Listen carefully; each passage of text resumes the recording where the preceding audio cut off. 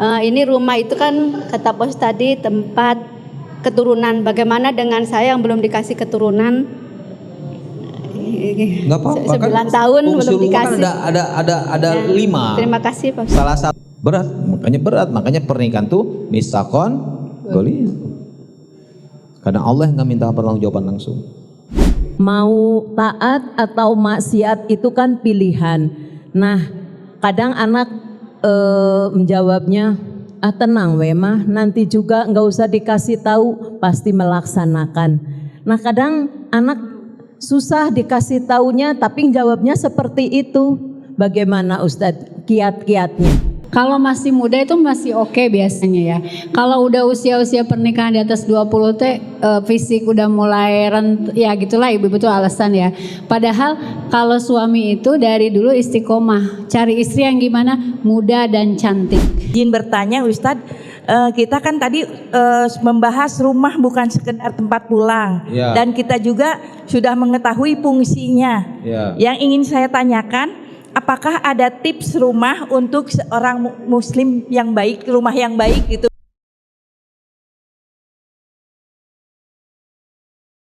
Assalamualaikum warahmatullahi wabarakatuh. Alhamdulillah, sudah lama kita nggak ketemu ya Bun ya. Kemarin terakhir kita ada di Cimahi, ada beberapa yang hadir juga. Banyak yang lebih banyak hadir hari ini. Terima kasih sudah istiqomah hadir di Majelis Ta'lim Rumahku Surgaku. Insya Allah hari ini Masya Allah sudah hadir juga guru kita Abu Yahya. Ada Ustadz Daris, ada Abu Yahya. Terima kasih Ustadz dan istri. Alhamdulillah berkah ya hari ini. Jadi kalau kemarin sambil nunggu Ustadz enggak? Kita dibersamai oleh ustazah-ustazah. Kali ini giliran bersama para ustadz. Setuju ibu-ibu? Ada yang baru pertama ketemu Ustadz Darlis? Ada yang baru pertama. Tapi sudah sering mendengar suaranya di radio kan? Ya. Hari ini kita akan lebih banyak menggali inspirasi dari Ustadz. Kita mulai Ustadz. Siap. Izin saya duduk Bunda. Baik. Ustadz mau di tengah? Oh, cukup? Di tengah. Oh.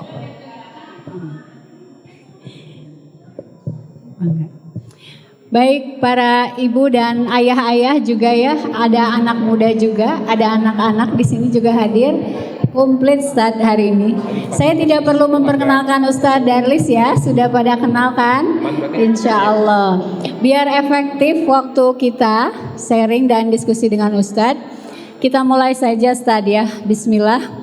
Tema kita hari ini adalah rumah bukan sekedar tempat pulang.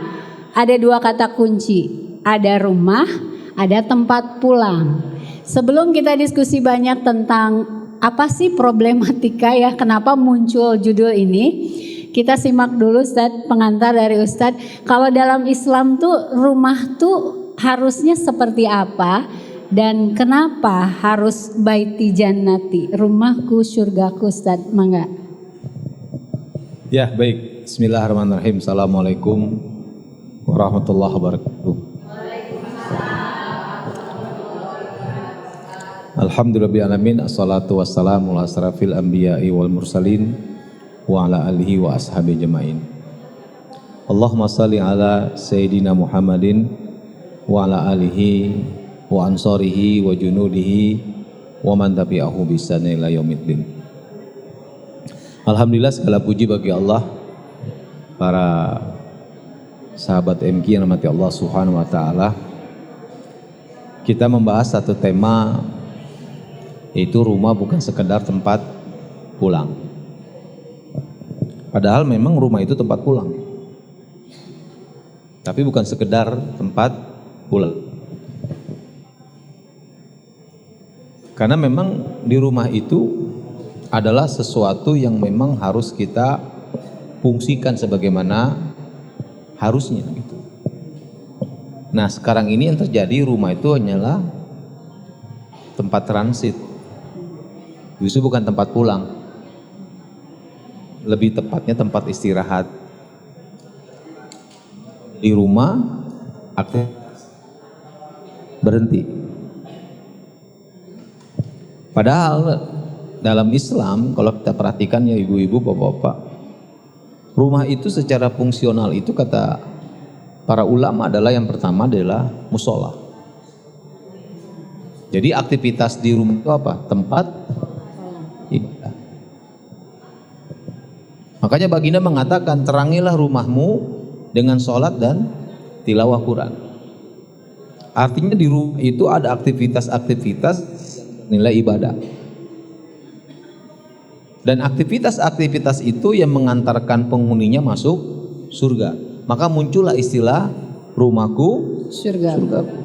Bukan di rumah itu ada surga, tapi di rumah itu ada aktivitas-aktivitas yang mengantarkan penghuninya masuk surga. Yang pertama, yang paling pokok itu adalah tempat sholat atau musola. Yang kedua, rumah itu fungsi yang kedua adalah madrasah. Dia adalah sekolah. Makanya gurunya adalah ibu. Jadi madrasah yang pertama buat anak-anak kita adalah rumah. Dan gurunya adalah ibu. Makanya al jannatu tahtal aqdamil ummahat.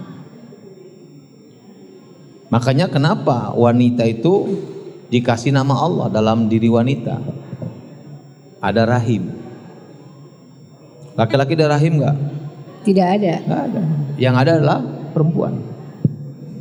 Karena memang wanita itu dia akan bisa mencurahkan kasih sayangnya kepada anaknya melebihi apapun. Kasih ibu kepada beta hingga sepanjang masa. Hanya memberi, Tak harap kembali. Kata siapa? Harusnya gitu, Ustaz.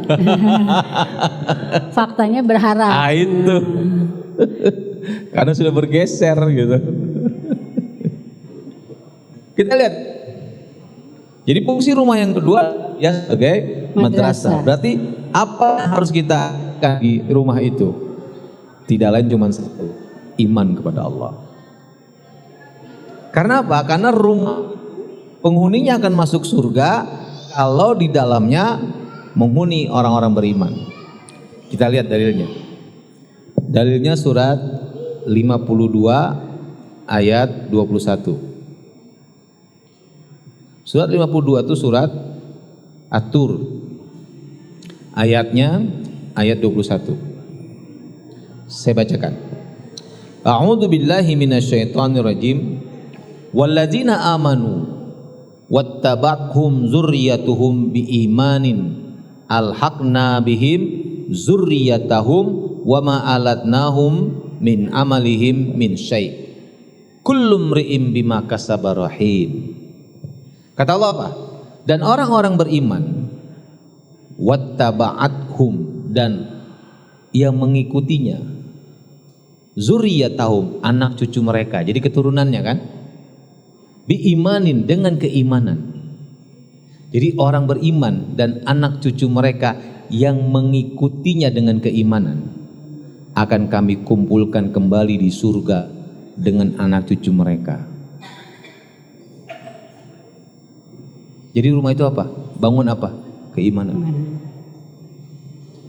Kalau kita lihat realita kenyataan, justru orang membangun rumah tangga orientasinya adalah orientasi dunia. Kursus di mana, les apa, ya kan? Kursus matematik, les ini, les itu, bahasa Inggris segala macam, betul nggak? Ibu-ibu terima rapot anak, pertama dibuka rapot, nilai apa yang pertama kali dilihat, mata pelajaran apa yang pertama kali dilihat nilainya? Matematika, bahasa Inggris, fisika. Fisika bukan agama. Iya kan? Padahal kata Allah tadi biimanin. Makanya fungsi rumah sekarang bergeser.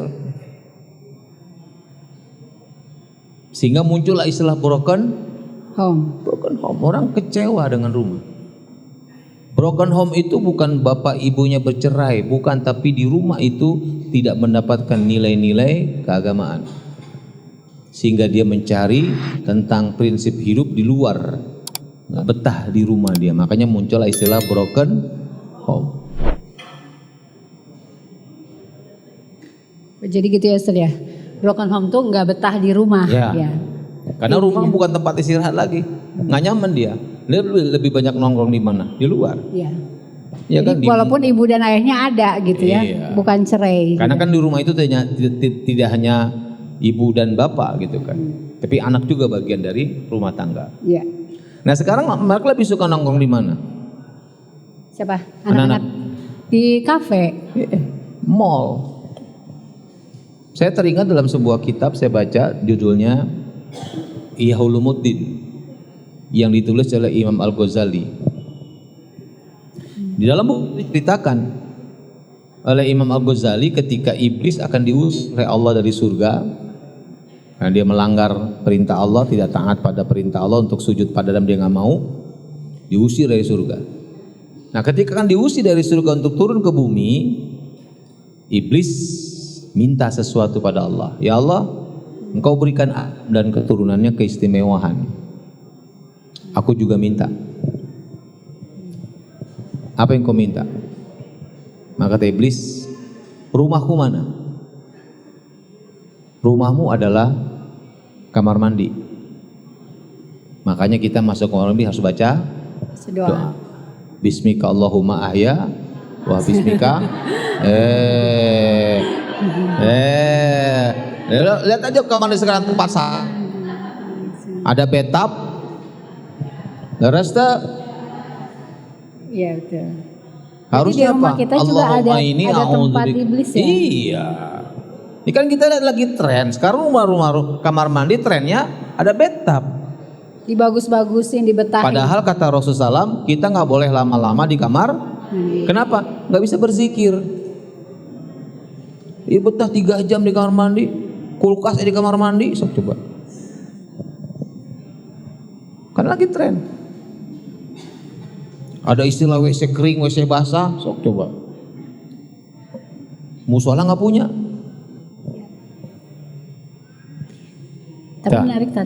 Bentar ya, ini tentang kamar mandi, rada terusik nih. Kan kalau jorok, kotor, sempit nggak enak juga, Ustaz. Apa hubungannya jorok dengan kamar mandi kecil dan gede? Nggak ada hubungannya. Oh, masalahnya bukan besar kecil, betap atau tidak betap gitu. Iya. Yang penting Jangan lama-lama di kamar mandi. Hah? Lagi nyuci apa? Nyuci baju bukan di kamar mandi, tempat cucian. Di laundry. bukti, Tad. Ibu-ibu mah selalu benar, Tad ya. Masya Allah. Akhirnya usum online lah. Ya, lanjut, Tad. Enggak, seringkali kita selalu beralasan. Betul. Gitu. Padahal Salah ya.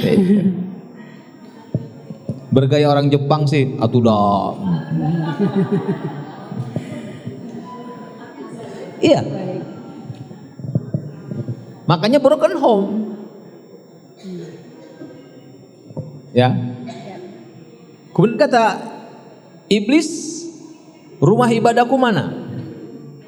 Kata Allah, rumah ibadahmu adalah pasar.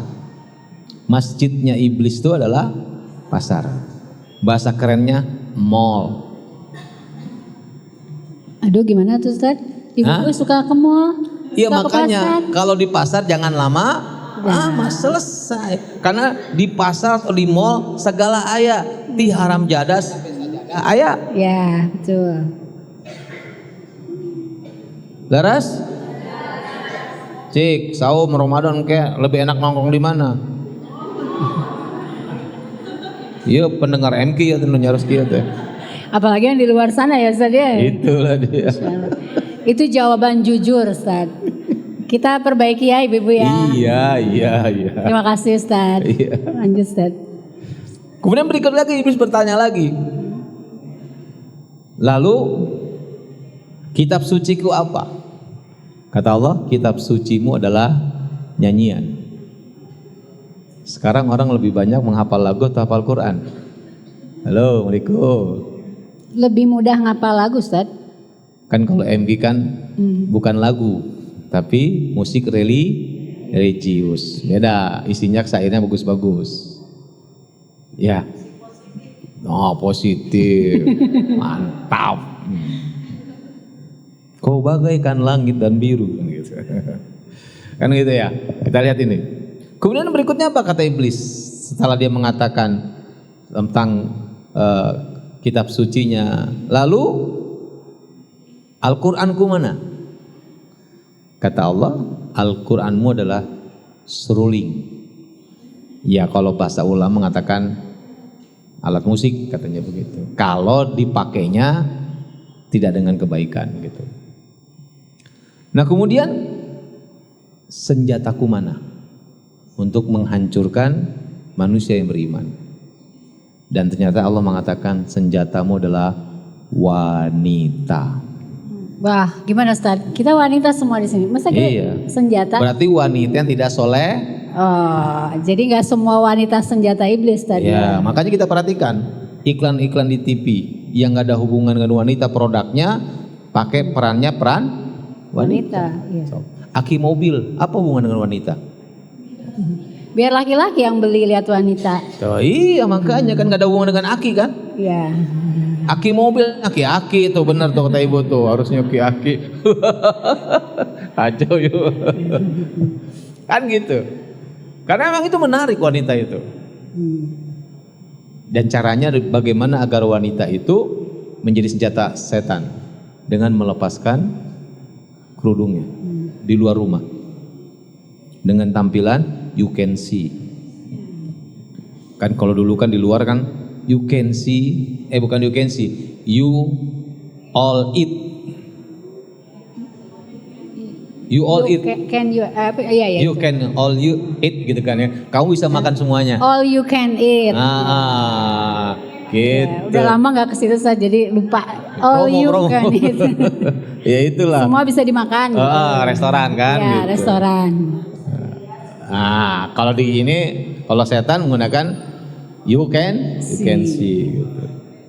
Dari mulai lekbong gitu kan. Lekbong teh. Itu sejarah istilah pakaian you can see ya. Lekbong. Lekbong. Ya kan? Apa itu lekbong? Kelek lo bolong gitu. Sekwilda gitu kan. Wah, ibu-ibu Masya Allah. Kita bikin kuis. Oh jangan lanjut tadi. Itu intermezzo biar yang di belakang gak ngantuk ya. Lanjut Ustaz. Dajjal. Apa? Apa ibu-ibu? Dada dan bujal. Masya Allah. Apa? Itu istilah yang dipopulerkan oleh iblis. Iya. Senjata iblis. Hati-hati Bu, jangan dipraktekkan ya. Jangan.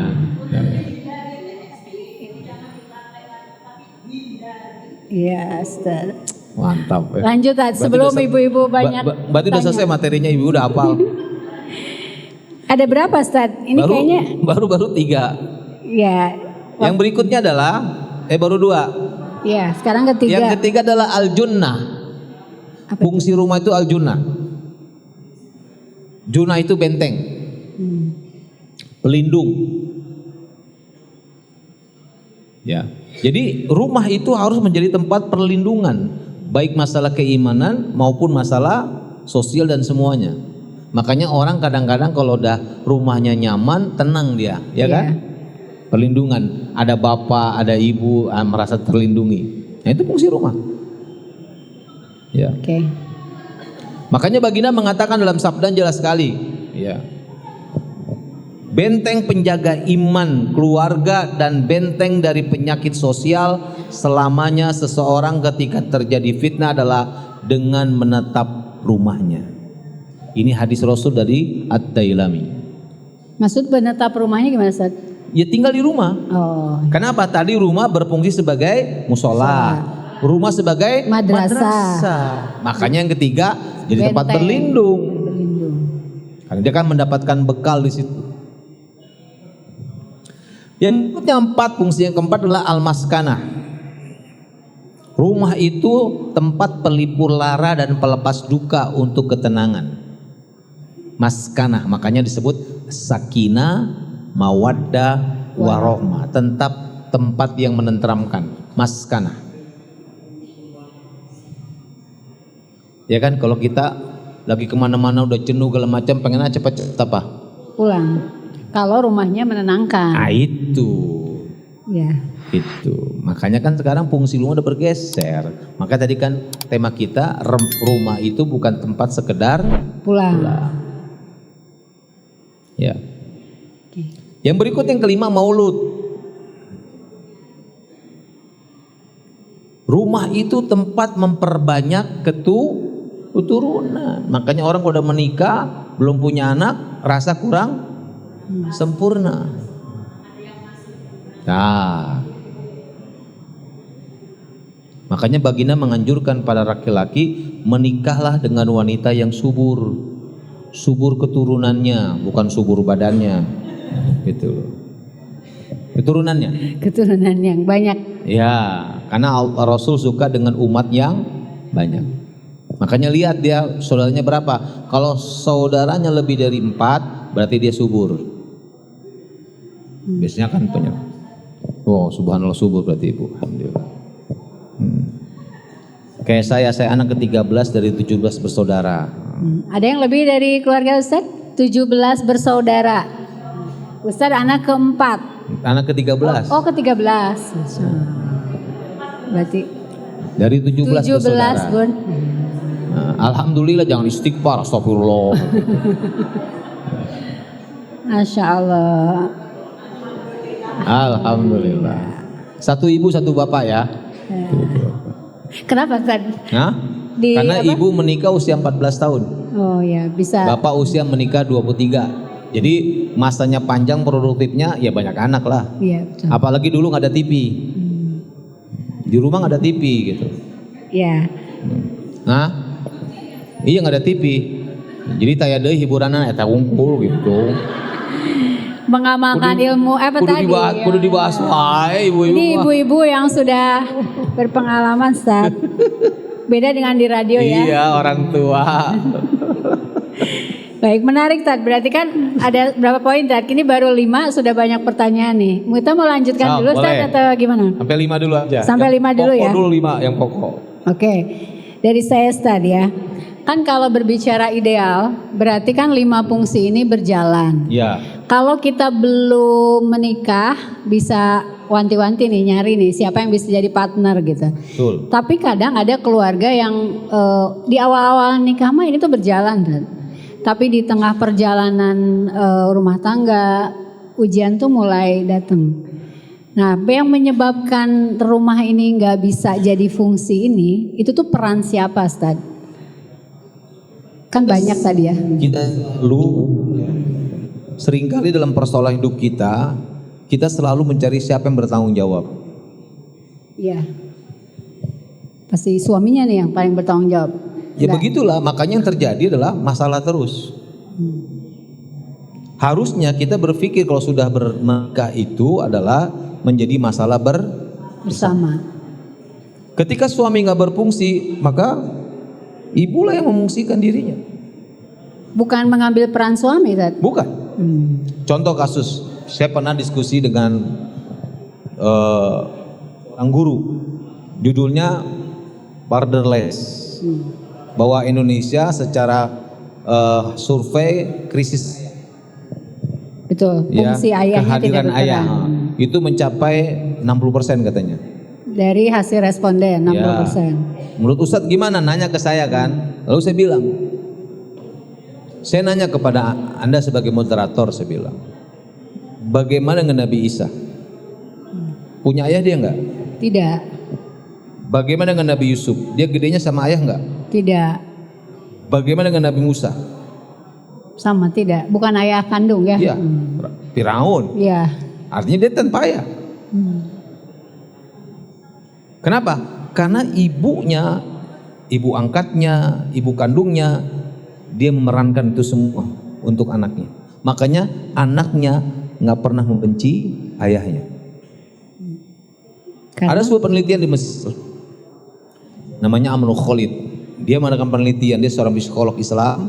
Dia melakukan Hampir 25.000 para narapidana yang ada di Mesir itu 95% benci sama ayahnya. Kesimpulan dia bahwa ternyata anak bisa menjadi penjahat dikarenakan dia tidak cinta dengan ayahnya. Dan itu salah ibunya? Enggak. Kan gini ya Ustaz. Karena Kenapa? selama itu seringkali dia mencari siapa yang bertanggung, Jawab. sehingga akhirnya para istri, ini bukan tanggung jawab saya. Ini bukan urusan saya. Ini bukan kewajiban saya. Atau udah bapaknya teu aya. Jadi harusnya gimana Ustaz? Ambil semua, itu adalah kebaikan para single parent. Makanya dianjurkan oleh baginda bagi yang single parent, kalau ada kesempatan menikah, menikah aja. Menarik Ustaz. Itu kalau yang nggak ada suaminya. Sekarang suaminya tuh ada tapi nggak fungsi. Nah kan jadi Iya, makanya ketika kita mencari siapa yang bertanggung jawab, yang terjadi apa? Bukannya bekerja sama, tapi nampaklah kekurangan pasangannya. Padahal Allah sudah mengatakan dalam surat An-Nisa ayat 28. Kita buka ayatnya. An-Nisa ayat 28. Ya. Dalam surat An-Nisa ayat 28, ya. Di sana Allah mengatakan apa? Perhatikan ayatnya. An-Nisa ayat 28. Surat 4 ayat 28. Nah ini, saya bacakan. Bunyinya apa? Kata Allah, lihat. Allah mengatakan dalam surat An-Nisa ayat 28, yuridullah yukhaffifa ankum wa khuliqal insanu dha'ifa. Allah tidak menginginkan untuk kamu keringanan. Lalu Allah ciptakan manusia dalam keadaan lemah. Harusnya kalau kita secara nalar, kalau Allah ingin memberikan kita keringanan, berikan apa? Kekuatan atau kelemahan? Kekuatan, kelemahan. kekuatan. Tapi Allah sebutkan ini Allah berikan manusia Kelemahan. agar apa? Agar kebaikan pasangan berfungsi. Agar menjadi ladang kebaikan bagi pasangannya. Istri emutan, suami pohoan, cocok nggak? Cocok. Iya, tapi ngeluh wae, ari bapak mah gitu pohoan ta. Berarti emang kita nggak menerima itu. Udah hafal suami saya pasti begini-begini, udah hafal. Apa Ustaz? Tapi nggak tahu cara menghadapinya. Nah, iya, karena yang dilihat oleh dia Kekurangan. karena yang dia inginkan adalah ini peran suami bukan peran saya. Ini tanggung jawab suami bukan tanggung jawab saya.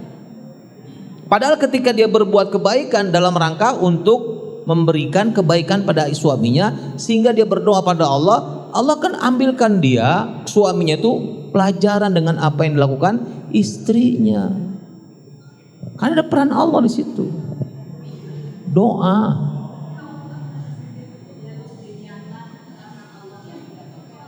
Tuh. Makanya harus sabar. Iya, makanya istri itu singkatan ISTRI. Apa Ustaz? I yang pertama ikhlas. Ikhlas. I-S. Iya, S jadi nya? harus ikhlas. Yang kedua S, sabar. Sempurna. Sampai dia ngomong gini, lamun teu sabar-sabar geus bubar Ustaz gitu. Habis itu T. Taat. Jadi kewajiban istri itu bukan beresin imah, bukan masak, bukan nyuci, taat sama suami. Hanya itu satu, taat sama. Kalau kata suami, mah cuci piring. Tuh. Lanjut ya. Tahu ilmu nama. Habis teh apa? Apa? Rahasia. Ini diungkapkan ke sosmed semua. suami saya begini begitu, ya Allah hidup kieu teuing geuning, sok coba. Butuh saluran Tad. Nah itulah kan saluran ada Allah, ada qiyamul lail, ada tahajud. Kenapa masih ke sosmed? Oke, berarti boleh ya Ustaz, ngeluh tuh boleh kalau ke Allah ya. Harus. Kalau mah harus ngadu ke Allah. Pakai bahasa Indonesia aja ngadu. Kalau perlu biar dengar suami ngadunya, biar dengar dia. Tapi lagi doa. Ya Allah suami saya begini, ya Allah sampaikan itu dengar dia. Tuh. Karena gini Ustaz, fenomenanya istri itu harus dikeluarin Ustaz. Iya makanya Harus diomel doanya gitu. sing tarik suaranya biar kedengar sama suami. Ketimbang ke Sosmed. orang lain jadi tahu.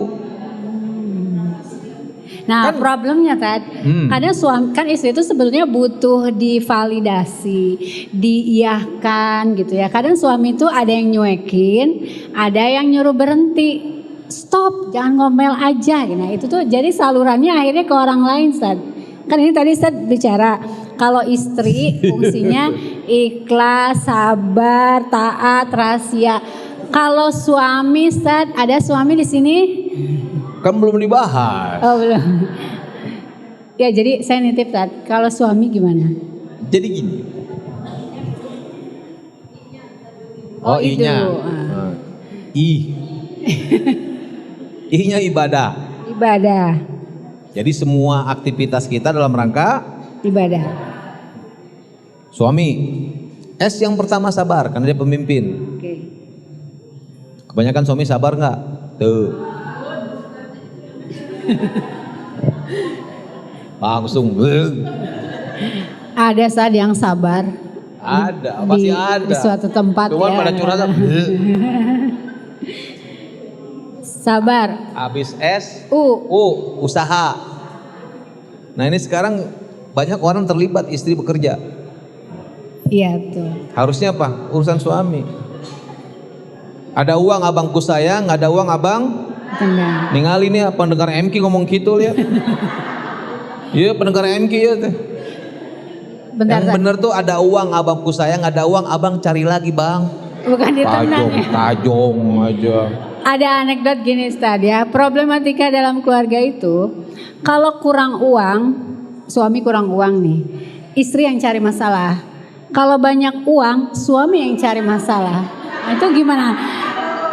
Betul ibu-ibu? Maunya apa? Karena saya tahu wanita itu nggak butuh uang. Wanita itu butuh perhatian dan uang. Ya.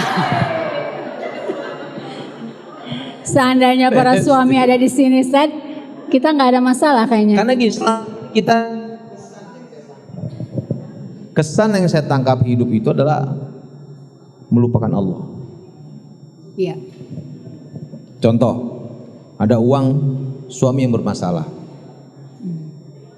Padahal yang menggerakkan sesuatu, segala sesuatu terjadi tidaknya sesuatu seizin Allah. Kenapa kita nggak minta sama Allah? Kenapa kita nggak bertawakal pada Allah? Lihat bagaimana Siti Hajar ditinggalkan oleh Nabi Ibrahim, ditandus di Mekah, bayi baru lahir dan nggak ada uang sama sekali Nabi Ibrahim. Sampai ditanya 3 kali dan Nabi Ibrahim nggak jawab.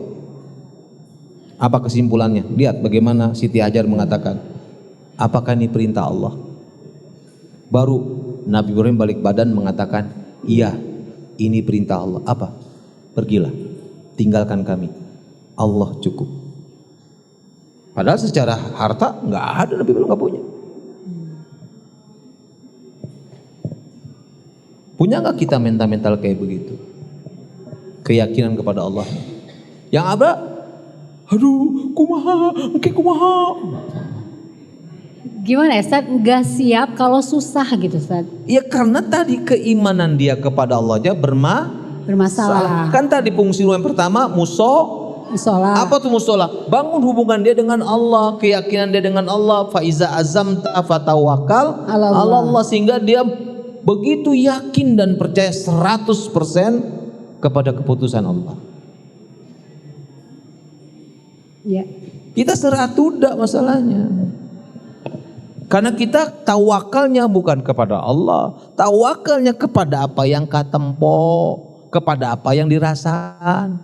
Enggak merasakan sih kamu sih, saya merasakan gitu. Nyosok wepek betul. Ya, iya makanya disampaikan tentang nanti keimanan Allah memberikan kesabaran.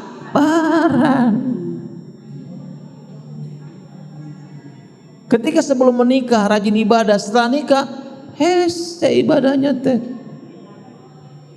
Alasan ngurus rumah.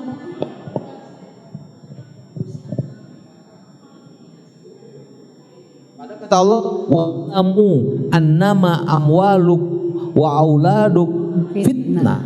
Ketahuilah bahwa rumah-rumah anak-anakmu adalah ujian dari Allah. Bukan jadikan alasan. Ini persoalannya, mendasarnya. Makanya tadi musola, ya kan, madrasah, junnah, Benteng. skana. Kita baru 4 nih. Gitu. 5. Oh 5, iya. Maulud.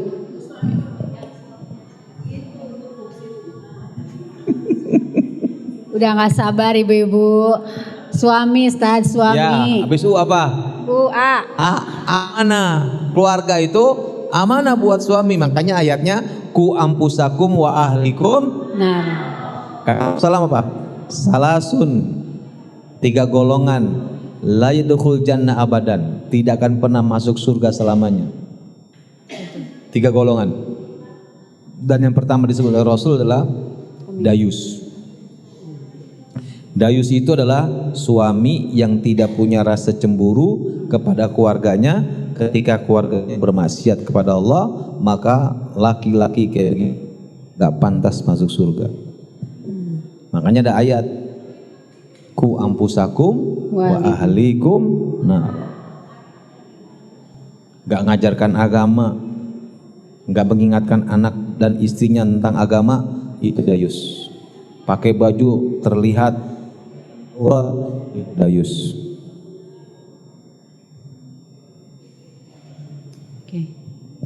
Berat, makanya pernikahan tuh misakon goli. Karena Allah yang nggak minta pertanggungjawaban langsung. Udah A, M. Itu yang tadi, yang tidak amanah, yang tidak masuk surga, dayus, apa lagi Ustaz? Nah, satu aja kan kita bicara suami. Oh, satu aja. PR ya, kita cari nanti di rumah. Yang kedua, A. laki-laki mirip perempuan. Nah, itu nggak akan pernah masuk surga. Atau lah perempuan mirip laki-laki. Tomboy. Perempuan mirip Laki-laki. Waria. Gitu kan. Itu tuh yang itu apa? Buncis teh. Ya kan, itu kan buncis kan ya? Gak tahu saya itu. Hah? Waria itu buncis bukan? Hah? Iya, Waria itu wanita tapi pria. Iya bencis. Bencong gitu. Wanita tapi pria. Yang ketiga adalah orang yang mabuk minuman keras. Kenapa? Dia akan melakukan kejahatan bisa berlipat-lipat itu orang yang mabuk. Kayak saya baca di media online, seorang wanita mau ke Bandara Soekarno-Hatta, dia pesan taksi online. Ternyata supir taksinya mabok. Kemudian diperkosa penumpang wanitanya itu oleh supir online-nya, dirampok lagi sebaiknya. Dosanya berlipat-lipat ganda. Ngeri ya, online. Kita lihat ini gambaran. Udah A, M. M itu mempergauli dengan lembut. Jadi seorang suami harus mempergauli keluarganya dengan kelembutan. Kalau bahasa Arabnya mu'asirobil ma'ruf. Habis M apa? I. Nah, baru semuanya dalam rangka ibadah. Baik Ustaz. Kalau melihat ini semua, ketika dua fungsi suami dan istri harusnya nggak ada masalah tuh. Harusnya. Nah berarti udah selesai kita Bu. Ya udah selesai. Karena Assalamualaikum jawabannya udah warahmatullahi kembali kan. Kita bahas kasus tadi. Anak ada gak Ustaz? Ah? Anak? Anak nggak ada. Oh nggak ada. Oh berarti kalau anak tuh nerima aja ya. Baik, boleh nggak Ustaz? Kita loncat ke Boleh, kasus boleh. pertanyaan. Karena waktu kita terbatas ya. Ibu-ibu ada yang mau bertanya nggak? Oh, nanti ya, sabar. Semoga cukup waktunya. Ustaz, fenomena zaman sekarang. Tadi Ustaz sedikit menyinggung tentang broken home. Ya. Faktanya kan ada yang broken itu karena memang orang tua benar-benar terpisah nih. Ya. Jadi dia nggak punya fungsi, si anak nih nggak punya peran ibu dan ayah. Akhirnya lari keluar. Nah si anak ini kalau misalnya dia menyalahkan orang tua itu kan nggak boleh. Ini tuh gimana dia keluar dari masalah? Karena banyak yang tadi curhat ke medsos atau bertemu dengan tempat kemaksiatan, nyalahin karena di rumahnya orang tuanya tidak berfungsi. Ini fenomena banyak anak-anak yang menyatakan luka batin, luka pengasuhan dan sebagainya. Ini gimana Ustaz? Kita mungkin sebagai, mudah-mudahan keluarga kita gak kayak gitu Ustaz, tapi di sekeliling kita misalnya ada atau keluarga, kerabat, gimana menyikapi fenomena ini Ustaz? Ya ta'awun, tolong menolong. Kita punya teman, kita tahu teman kita nih broken home, tarik dia, bawa ke masjid, bawa ke pengajian, biar dia dapat pemahaman yang benar, sehingga dia nanti curhatnya ke Allah. Karena selama ini dia curhatnya dia ke orang lain, teman yang memang nggak ngerti agama. Udah yuk nongkrong yuk, saya lagi bete, gue juga lagi bete, yuk bete bareng, repot.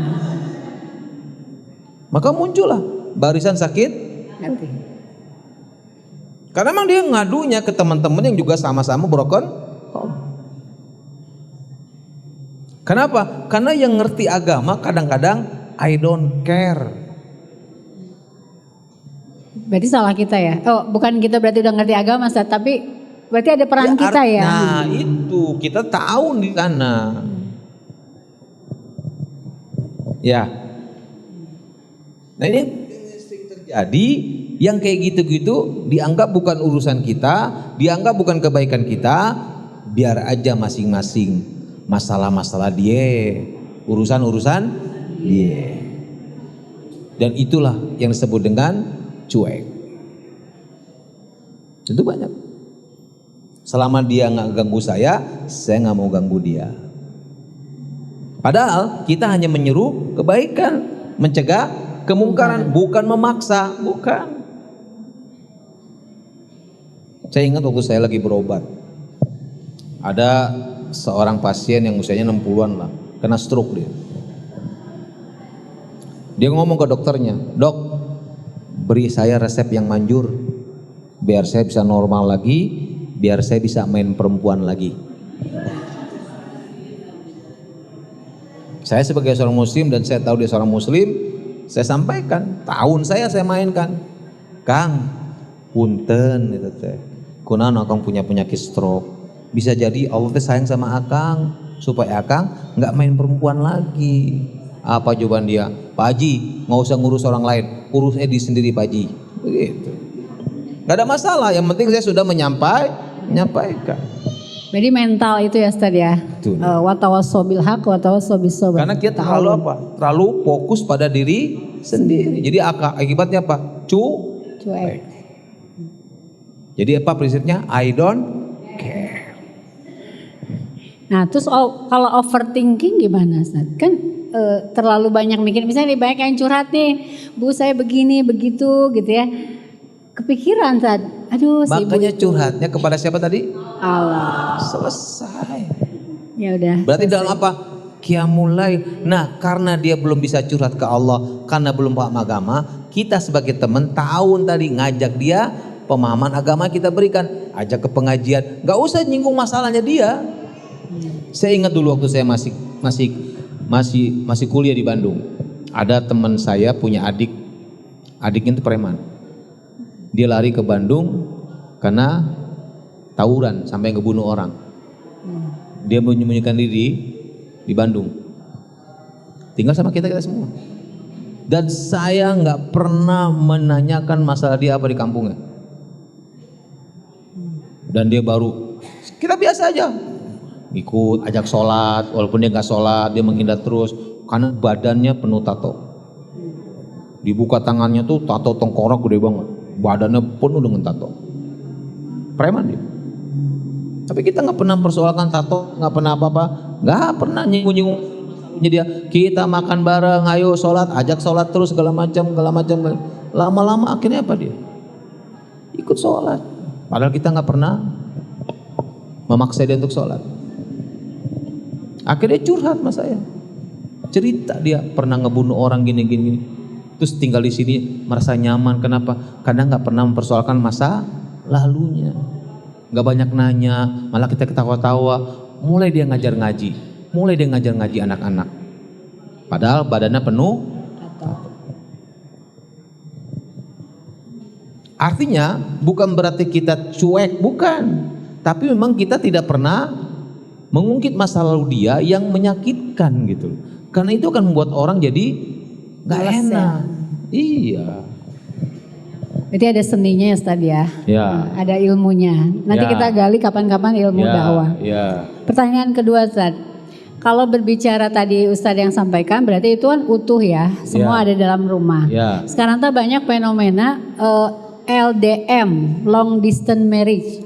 Jadi menikah tapi suami di mana, istri di mana. Istri baru sadar ketika suaminya menikah lagi. Atau karena memang ada peran istri yang nggak fungsi ya. Istri juga nggak mau gitu ngikut suami. Atau sebaliknya suami nggak ngajak istri. Bukan, karena tadi masalahnya seringkali kita mencari orang siapa yang bertanggung jawab. Ini siapa? Padahal life is choice. Seorang suami ketika memilih dia LDR atau LDM, dia harus tahu dengan segala resikonya. Seorang istri ketika mengizinkan suaminya LDM juga harus tahu dengan segala resikonya. Misal, sebagai seorang suami, dia nggak mendapatkan penyaluran syahwatnya karena sebulan sekali dia pulang. Maka begitu sampai di rumah, istri harus all out melayani suami, kebahagiaan seksualnya di situ di sebulan sekali itu. Yang ada apa? Capek, ngurus rumah. Bayangkan coba. Dan sebagai seorang suami yang dia sudah LDM, dia jaga sikap di luar, jangan sampai dia berselingkuh. Karena ada pilihan di LDM-nya.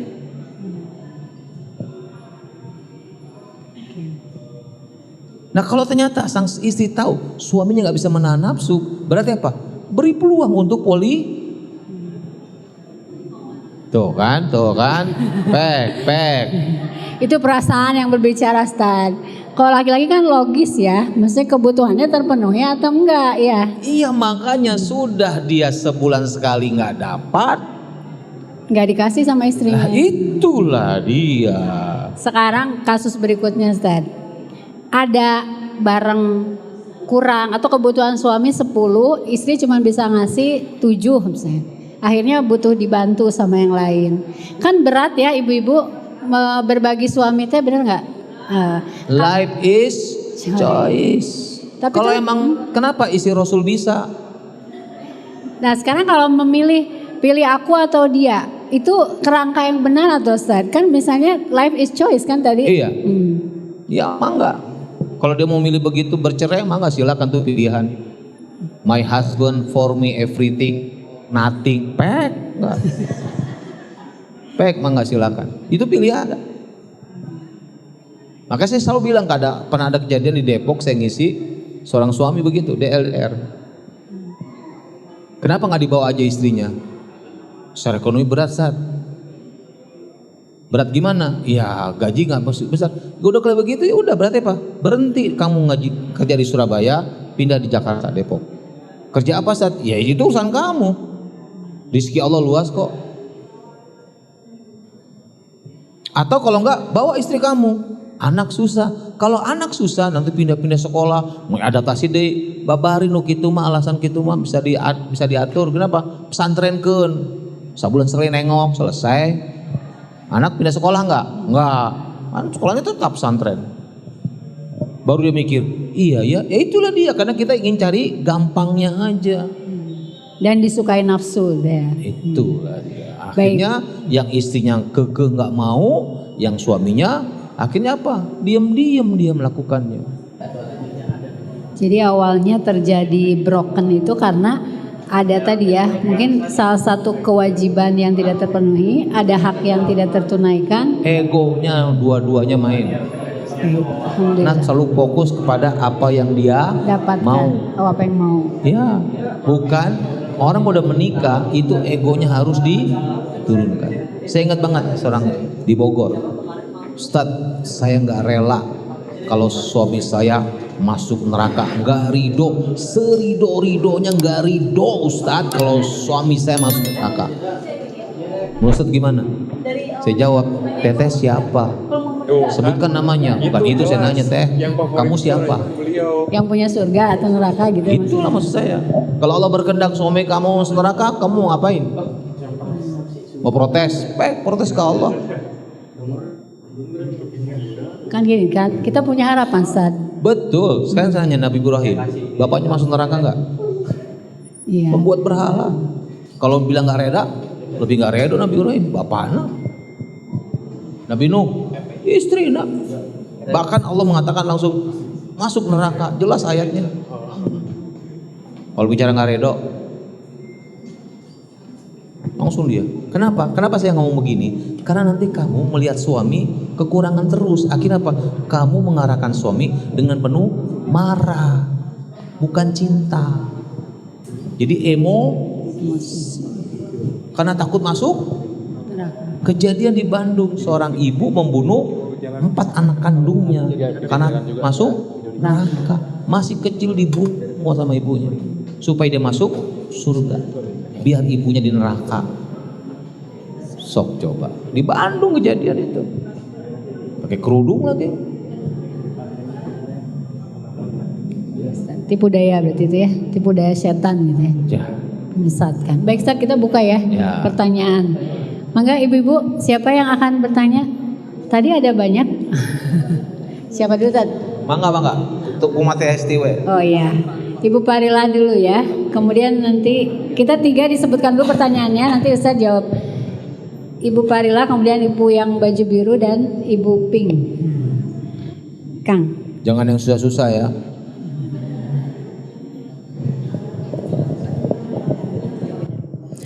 Assalamualaikum warahmatullahi wabarakatuh. Waalaikumsalam warahmatullahi wabarakatuh.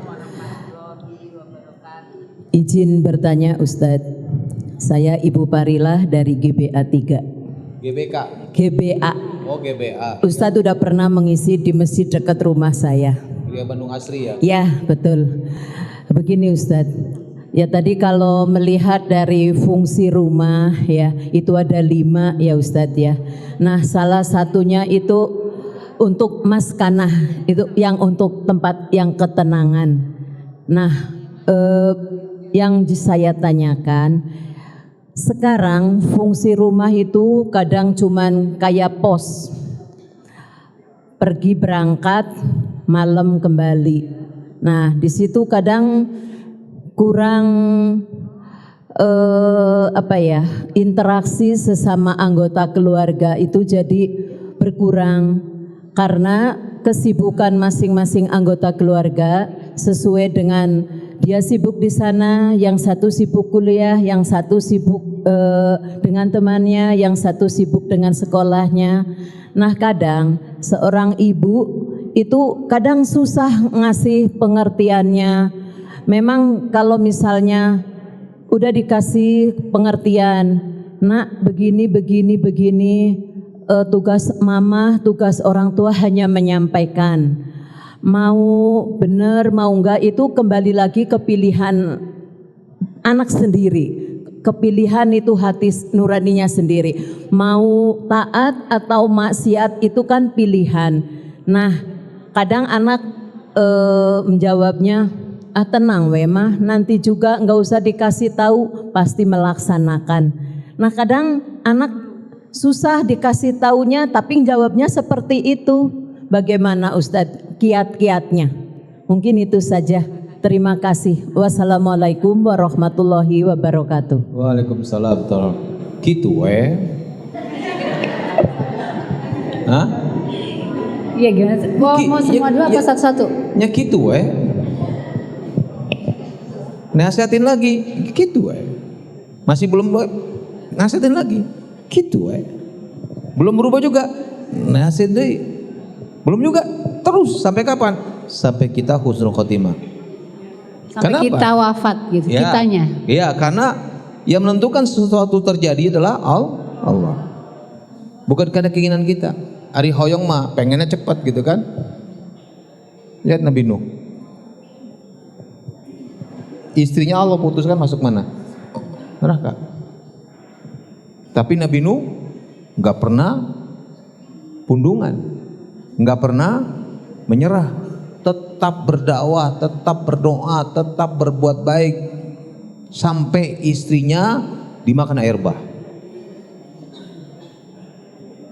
Gak mengenal kata menyerah, tetap husnuzon. Kita lebih ngedepankan suuzon karena kita khawatir, watiran wae orang mah.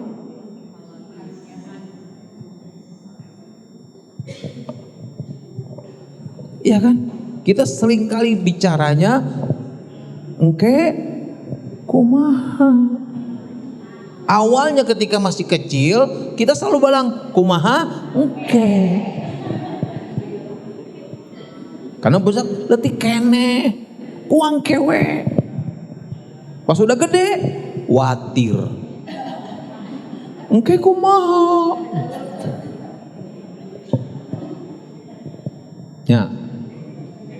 Tetap ikhtiar berjalan, tetap husnuzon, tetap berbuat baik, tetap nasihatin. Sampai kapan? Sampai kita husnul khotimah. Karena hasil urusan siapa? Allah. Saya ngalamin ke anak saya yang kedua. Susah. Karena saya pernah marah sama dia, emosi sampai saya pukul pakai ikat pinggang, sampai dia teriak nangis-nangis bilang ampun-ampun, sampai saya lupa diri saking marahnya sama dia. Baru saya istighfar. Saya peluk dia nggak mau, dia berlari dia. Dan semenjak itu dia nggak terbuka sama saya. Dan ada kasus di sekolah ketika dia masih SMK. Ternyata gurunya manggil saya bilang ada apa? Ternyata anak saya itu nggak mau cerita ke saya masalahnya. Kenapa? Karena alasannya Pak, abinya penyakitan, abinya capek wae pulang mah, abina kieu. Terus begitu kira alasan dia. Saya sedih aja, padahal nggak begitu.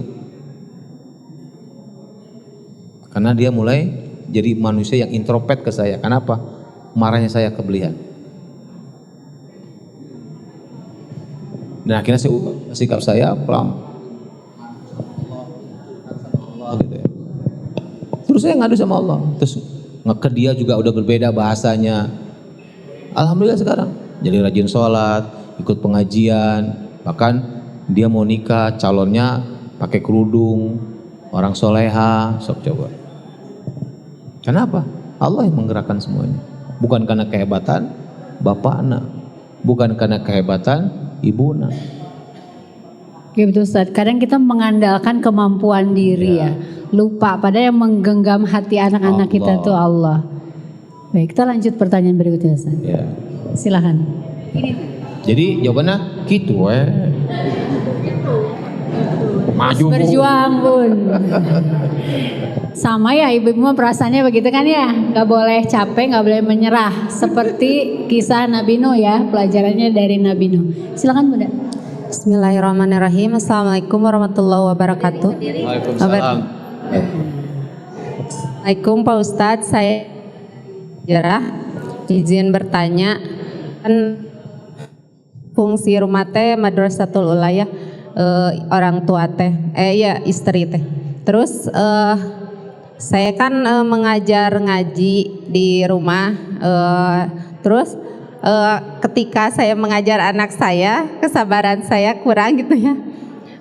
Terus ada yang berpendapat, Ustadz katanya kalau misalnya itu barter aja sama temannya yang guru ngaji, jadi anak saya diajarin sama teman saya yang ngaji juga, yang guru ngaji juga, gitu gimana Ustadz? Apa bagus? Itu ikhtiar, silakan aja. Tapi yang lebih bagus lagi kalau kitanya lebih sabar. Latihan kesabaran. Karena emang begitu, karena kita emosian wae menat ya. Kenapa? Karena kita ingin cepat dapat hasil. Karena kita instan. Suka makanan instan mulu kan? Online, instan. Nah itu Ustadz kenapa ya suka pengen cepet gitu hasilnya? Itulah tuh. karakter manusia, ajilan kata Allah. Terburu, Tergesa-gesa ya, terburu-buru. makanya sifat yang terbaik adalah sobar. Tapi kalau ada upaya dengan melalui teman, itu mana bagian dari ikhtiar, silakan. Tapi bukan berarti kita melepaskan amal Nah, soleh. makanya bagusnya kita ngajar tetap dengan tingkatkan kesabaran. Karena Allah yang mengendalikan manusia. Ngadulah ke Allah. Mungkin doa Karena ya. harus yang doa. Allah lihat itu bukan hasil. Ibu-ibu lebih suka menikmati hasil atau proses? Mau ngajak proses. Aslinya pengen cepet, hasilnya bagus tadi. Iya, proses. Jujurnya begitu. Gak mau capek, gak mau ribet, gak mau susah. Tak gitu kadang berteori mah gampang, proses. Kok nggak berhasil ya? Jadi Karena Bu, kita lebih menikmati hasil. Padahal yang dapat pahala oleh Allah hasil proses. Teh Hesti bisa mimpin MK gini karena prosesnya panjang dia ini. harus Iya kan? sabar ya. Iya. Nggak ujuk-ujuk langsung jadi pemimpin MK. Nggak mungkin, proses. Allah pelajari, Allah ajari, lokasi ilmunya pelan-pelan. Proses. Proses. Jadi harus jujur sama Ustadz Dalisma, ketahuan Bu, kita jawaban nafsu atau jawaban solehah. Terus biar nggak sakit hati sama Ustadz dijawab. Angkat tangan Ibu yang masih kecemplung. punya suami, angkat tangan. Yang masih ada suami. Nah, nanti pulang ke rumah secara ini, ketika suami udah pulang kerja, peluk suami, cium suami, bilang aku cinta padamu. Tuh kenapa Ustadz regasnya gitu? Aneh kan? Berat ya berarti. Aneh makanya. Lihat tuh.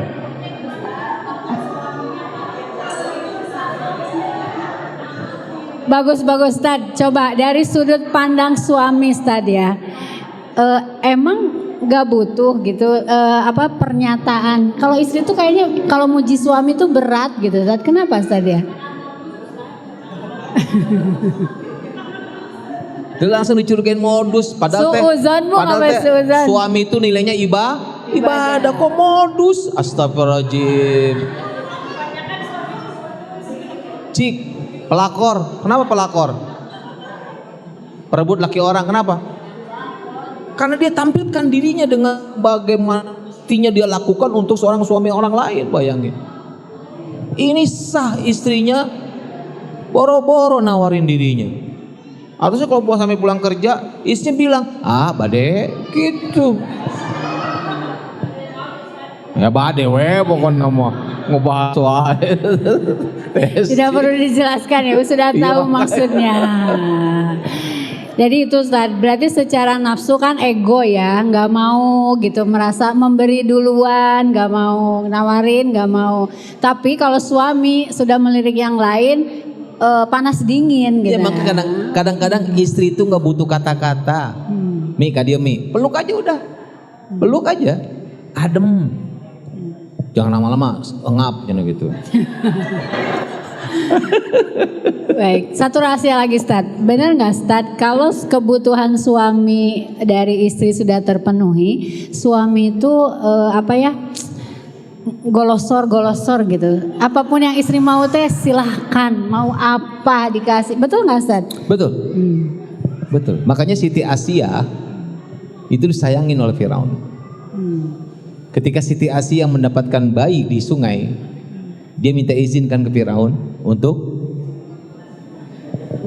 merawat bayi. merawatnya kan. Pada saat itu Firaun sedang membunuh semua bayi. Laki-laki ya. Berarti kesimpulannya apa? Firaun sangat sayang kepada istrinya. Oh, suami sayang istrinya kenapa? Karena semua keinginan suaminya terpuaskan oleh istrinya. Itu aja masalahnya. Kenapa banyak suami yang sekarang berselingkuh? Ada curhat ke saya istri. Suami saya berselingkuh, Ustaz. Nikah deui bukan? Bukan. Kalau nikah deui bukan selingkuh. Poligami boleh. Kalau nikah deui bukan selingkuh. Apalagi halal. Ini enggak. Oh ya udah. Saya bilang, punten. Saya mau jawab, tapi jawab dulu pertanyaan saya. Apa? Agak pribadi. Tapi terserah sih mau dijawab enggak, terserah aja. Satu, punten, ketika suami ngajak berjima, kamu banyak nolak, banyak maunya. Gak bisa jawab, dia diem aja. Oke, yang kedua, seminggu berapa kali berjima? Gak dijawab. Saya bilang, suami kamu imannya lemah, ndil suami kamu berbuat di luar. Kenapa? Di imah terdapat. Baik, Ustaz, nyambung Ustaz. Kalau masih muda itu masih oke biasanya ya. Kalau udah usia-usia pernikahan di atas 20 teh fisik udah mulai ya gitulah, ibu betul alasan ya. Padahal kalau suami itu dari dulu istiqomah, cari istri yang gimana? Muda dan cantik. 10 tahun ditanya muda dan cantik, 30 tahun muda dan cantik. Kalau ibu-ibu ditanya kan beda Ustaz. Yang pertama ganteng mapan, usia 20 tahun nikah sehat, setia, terakhir ujung-ujungnya setia. Tapi kalau laki-laki kan istiqomah, muda dan cantik. Kenyataannya istrinya menua Ustaz. Gimana cara tadi ya fungsi sebagai tidak kebutuhan? semua laki-laki seperti itu. Jangan disimpulkan. Bagus. Jangan Berarti tanya disamakan. suaminya ya, Ustaz ya? Ya tinggal para istrinya memantas-mantaskan dirinya. Kadang-kadang perempuan begitu, punya anak satu, bentuk mulai nggak jelas, anak dua begitu jelas, anak tiga teparu gue. Tuh kan. Kalau emang menyakitkan makanya jangan tepar rugu, pugukan we atuh. Jadi itu ibadah ya Ustaz ya, menjaga diri, penampilan juga Kayak ibadah. ikut apa? Ikut aerobik, ikut senam. Itu kan dalam rangka untuk menyenangkan suaminya. Boleh. Makanya suami kalau ingin istrinya cantik, berikan semua fasilitasnya, jangan pelit itu gitu. Nah itu beda lagi. Ini kan tadi kan bicaranya kan disimpulkan suami begitu, padahal nggak semuanya begitu. Ada yang redo gitu. Jadi Sampai ngomong gini suaminya, "Ma, bentuk apapun mama, aku cinta kamu." Selesai. Ayah nu kitu iya. Semoga suami kita yang menerima kita apa adanya ya. Iya. Minta makanya, sama Allah ya. Nih, itu dia Teh Hesti luar biasa. Ya, kayaknya pulang dari sini kita semua bahagia ya Bun ya, insya Allah ya.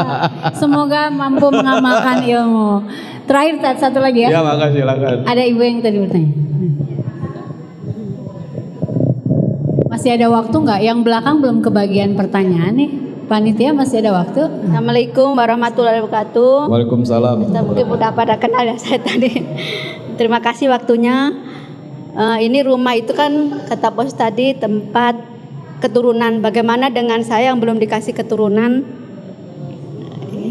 Nggak apa-apa 9 tahun fungsi belum rumah dikasih. Kan ada 5. Terima kasih Pak. Salah satunya maulud. Kan bisa kita anak keponakan kita angkat menjadi anak angkat. Tinggal sama kita bisa.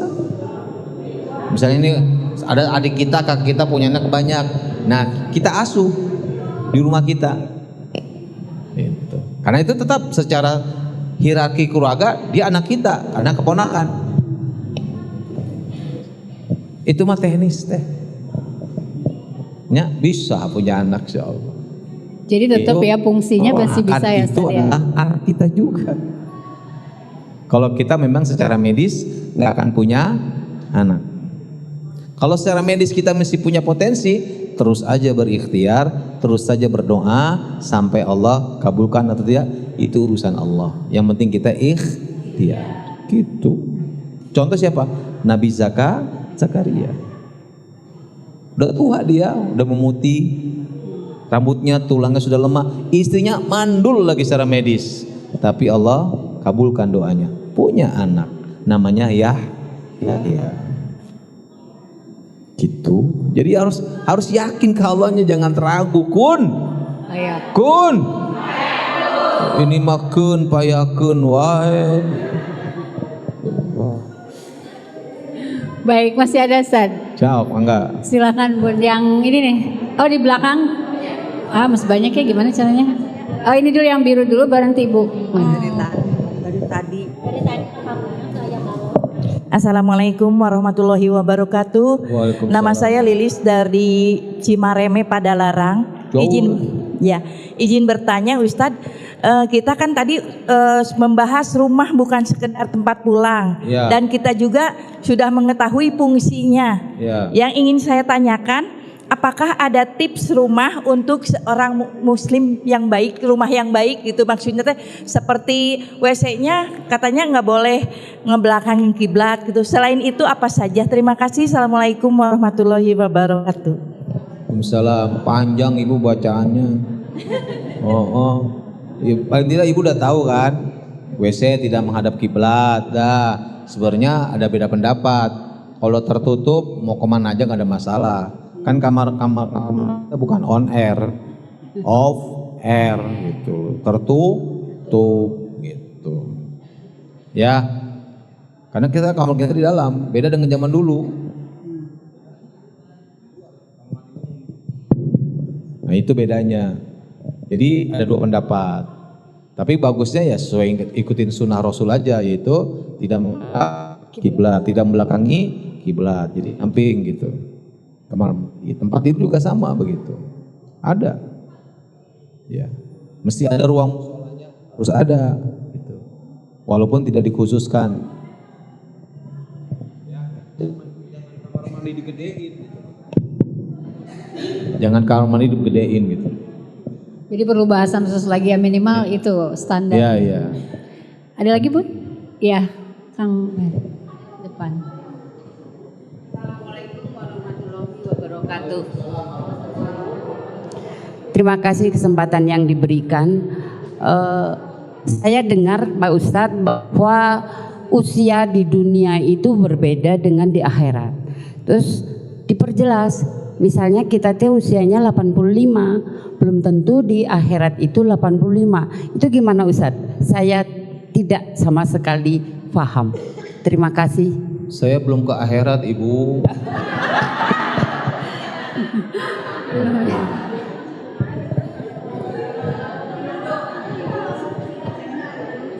Di dalam hadis memang disebutkan 1 hari di akhirat sama dengan 1000 tahun. Jadi kalau 85 tahun di dunia tidak nyampe sejam acan di akhirat teh gitu. Karena 1000 tahun. 1000 tahun itu sama dengan 1 hari di akhirat. Tinggal hitung aja pakai menitnya gitu. Ya. Makanya kenapa kata Allah hidup di dunia hanya sekedap. Sebentar. Tapi untuk mendapatkan kehidupan yang abadi, surga. Sayang kita lepas kehidupan abadi surga kita hanya karena kesenangan di dunia, akhirnya masuk ke neraka selamanya. Makanya fokus kita bukan lagi dunia, fokus kita adalah surga. Makanya baiti jannati. Gitu Bu. Ya. Baik, jadi Bu, kita mah berjuang aja biar layak masuk surga. Amin, ya. amin, amin, amin. Alhamdulillah, tidak terasa ya. Kalau siaran di radio udah selesai waktunya kita Ustaz. Pertanyaan yang tadi sudah kita bahas belum bisa terjawab, nanti simak di radio di MK, insya Allah Ustadz nanti akan menemani di radio.